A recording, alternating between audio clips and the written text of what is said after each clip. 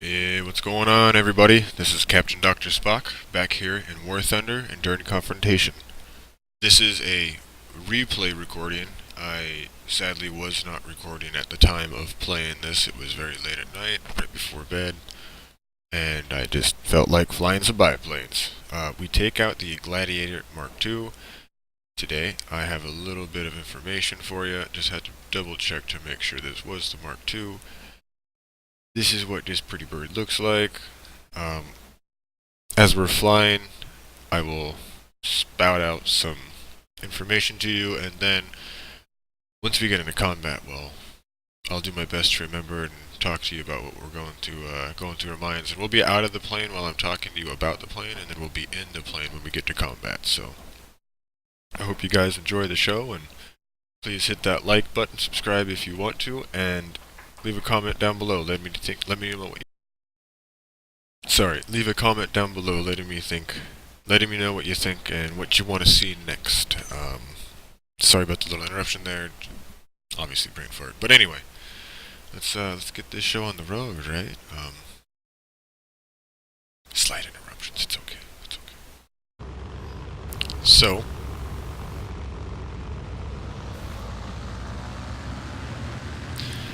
what we got here is the Gladiator Mark II. The first version was the Gladiator Mark I, and it was delivered from 1936, becoming operational in 1937. This Mark II soon followed, the main difference being a more powerful engine, which was a Mercury Roman numerals AS VIII.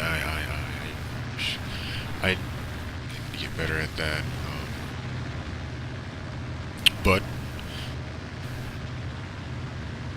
this engine was it also had a Hubsan mixture control box and a partly automatic boost control carburetor. So it took away a lot of the whole stalling out and fuel starvations and stuff like that. This was also the last British biplane fighter to be manufactured, and it was the first to feature a fully enclosed cockpit, which is a very nice feature on this. I love this plane because of it. Its top speed was around 257 miles an hour, or 414 kilometers an hour, however you say that. A total of 747 of these birds were created, 483 by the RAF, and I think RN is Royal Navy, maybe, but 98 were created by them. 216 were exported to 13 different countries. A very well-used plane. They were sold to Belgium, China, Egypt, Finland, Free France. I didn't know. Anyway, Greece, Ireland, Iraq, Lithuania, Latvia, Portugal, Norway, Sweden, and South Africa. Obviously seen a lot of use throughout the whole war itself. One of the other main differences was that it had a fairly fixed pitch 3-blade. I gotta try and say this right. It had a fairly fixed pitch 3-blade propeller instead of the 2-blade wooden one on the Mark I Gladiator. Also, when we get into combat, listen to the guns when they shoot. You'll hear the difference between this biplane and your British reserve planes, whereas these have Browning 303s, and in place of the Vickers-Lewis combination, basically, whereas your tier 1s have a very low beat, dove, dove, dove, dove, dove, these have almost a, you can hear the speed in which they fire is much greater. Sorry if I'm just fumbling over my words. I'm doing my best here.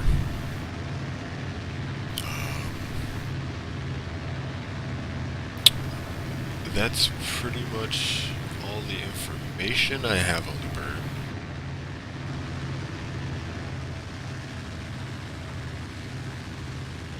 If you guys have any other questions, or in the next one if you want to hear a little more about this bird or the details on it, let me know. I can get, more detailed with it. I just figured throwing out a little bit of knowledge with you, for you, on the bird to kind of give you a background on what we're flying today, before I show you what it can do, what it has done. But yeah, we will, we're gonna cut here, and we're gonna get to a point where we got a little bit of combat going on. Yeah, thank you guys very much. I kind of working my way through the lower tier planes. I think I'm gonna do a low tier from every nation, and yeah, we'll slowly work our way up to the trees, but we're gonna bring you guys back. We'll be in the cockpit, ready to fight, run a gun, dive them down, pulling up, turning hard, shooting them out of the sky. Just hang in there 1 second. So I bring us back in the seat, and we have friendly dive bombers bombing, and they're being attacked by that HE-51 German biplane, if I'm not mistaken. Mind you, this is a recording, so we're getting to see things that I didn't get to see in game, but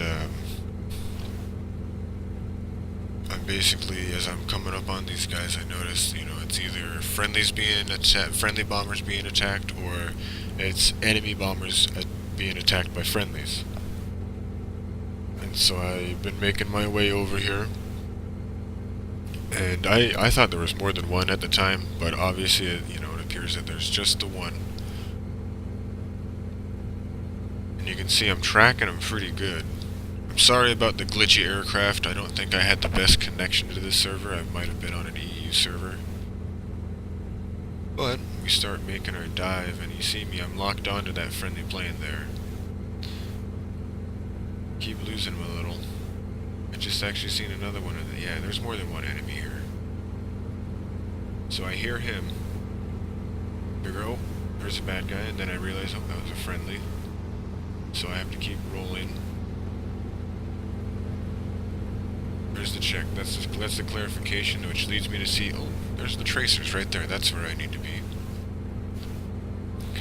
So we get turned, and this is where I realize, oh, these, okay, friendly bombers. That's what I'm flying in amongst. So it's gonna be a defense mission, in a sense. That's the best way to put it. We're coming in, and we see this guy coming in. In fact, oh wow, we completely ignored him because we've seen that.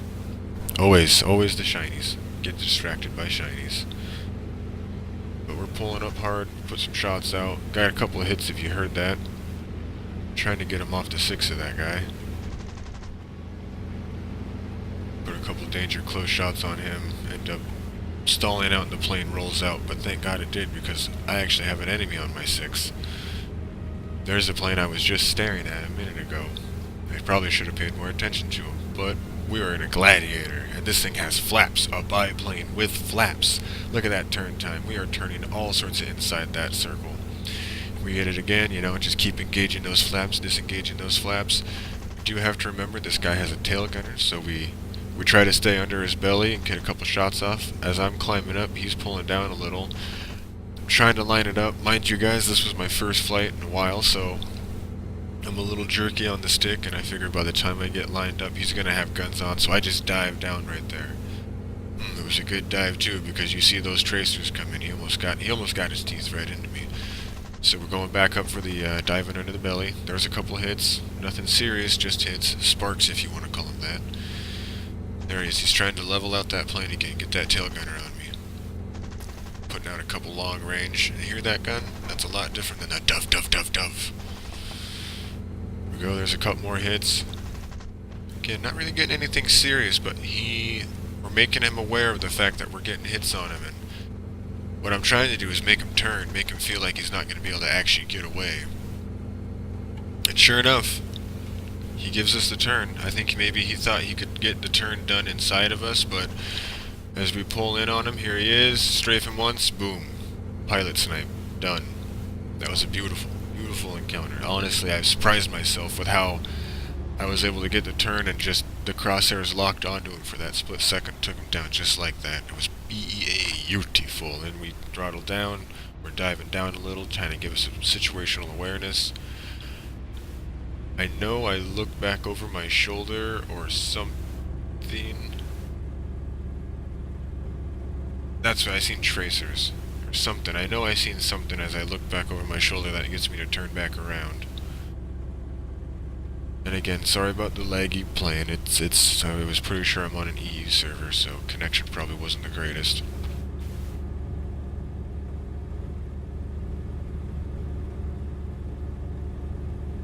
But yeah, this right here, this would be me. I've throttled down now, and I'm actually really trying to just cool the engine off.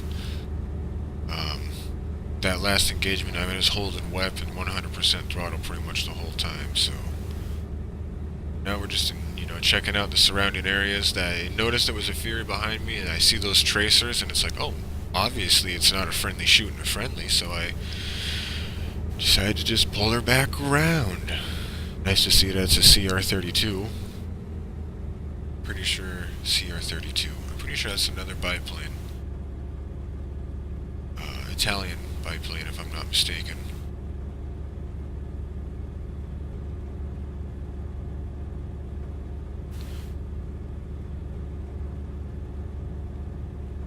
And I thought the guy, our friendly pilot here, I thought that he had it under control for the most part. There was no smoke, he didn't look damaged. I was trying to get over here as quick as I could to help him out.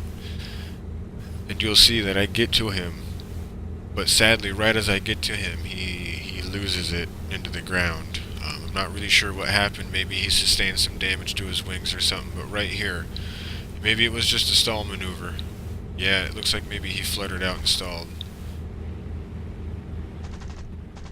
But there he goes. Sadly, I'm not fast enough to get here because I show up, just saw the wing right off of that thing. That's the beauty of this. The machine guns on this plane, they're set up in a triangle formation on the fuselage. And do you see him? I looked over my shoulder, seen an enemy come in. It takes some damage because he's got the jump on me, but now it's a biplane duel. Here we go.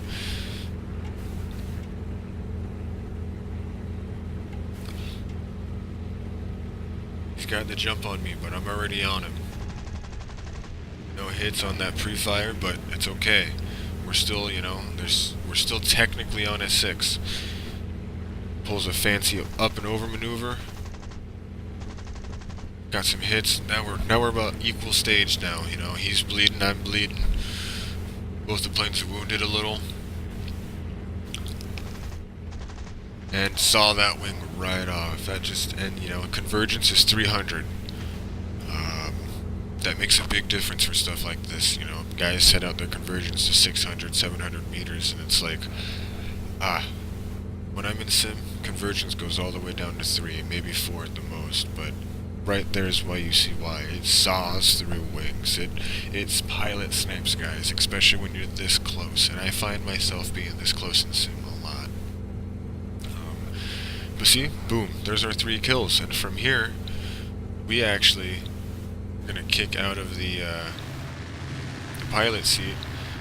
Yeah, we're smoking a little, but from here is a process of just flying at home. And you see on the map here, I'm here. I've got to get here with a damaged engine. I still managed to fly this plane home. It's not the most beautiful landing, but I'll bring you guys back in just a minute once we're a little bit closer to the airfield.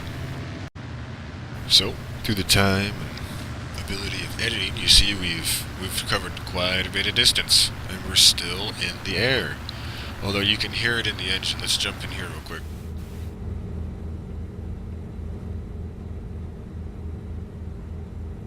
And we're slowly losing power. I mean, have you noticed the speedo is slowly dropping speed?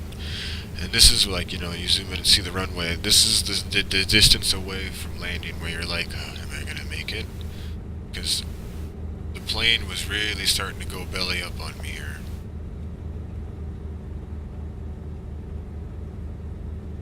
And again, I'm gonna say preemptively here, the landing was not pretty.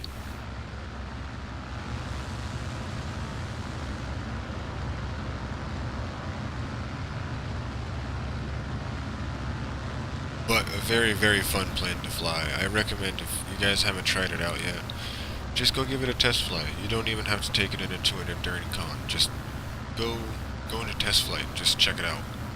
Very fun plane. The biplane with closed cockpit gives it a very unique feeling because there isn't anything else like it. I'm pretty sure it's the only. Wrong. The Buffalo is a biplane with a cockpit. But British-wise, it is the only biplane with a cockpit, and it does make a big difference. It reduces a lot of wind drag, makes you more aerodynamic. I mean, you're a biplane, but you just seen right there. Even with having someone get the jump on me, I was still able to do what I had to do. Now here comes the landing. Not the most beautiful. I even kind of got a little worried and was like, I need to slow down. I'm running out of landing. And I nosed down just a little too hard there. But a good strong plane. She doesn't mind. I'd be able to crawl out of that. Pilot's still alive. See him wiggling his head down there. But yeah, guys. I want to thank you very much.